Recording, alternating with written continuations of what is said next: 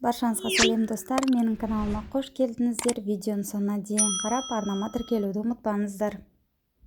Бүгін сіздермен өте тез және оңай дайындалатын тағамның рецептісімен бөлісетін боламын. Ол үшін керекті азық-түліктер: картоп, тауықтың аяқтары, кинза, сарымсақ, сұйық май және өзіңізге ұнаған дәмдеуіштер. Табамызға тауықтың аяқтарын салып, дәмдеуіштерді үстіне сеуіп, кішкене сұйық май құйып, жақсылап тұрып араластырамыз. Жақсылап араластырған соң жарты сағатқа қойып қоямыз. Картопымызды видеода көрсетілгендей тураймыз.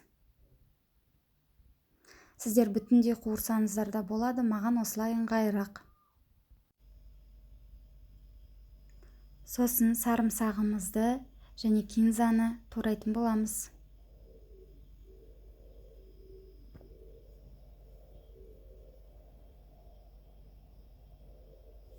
Табамызға май құйып жақсылап қыздырамыз.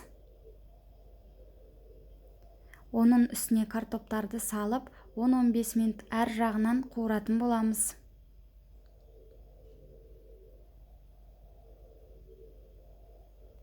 Жақсылап қуырылған картопты табаққа салып, барлығын алып аламыз.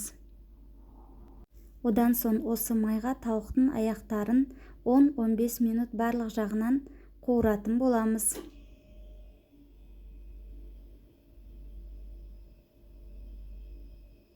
Жақсылап қуырылған тауық аяқтарының үстіне жаңағы картопымызды салып,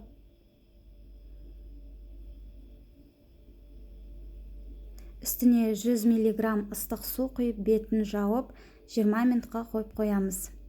Одан кейін бетіне жаңағы кинза мен сарымсақты салып, тағы 10 минутқа бетін жабамыз. Осымен біздің дәмді оңай жасалатын тағамымыз дайын. Міндетті түрде жасап көріңіздер.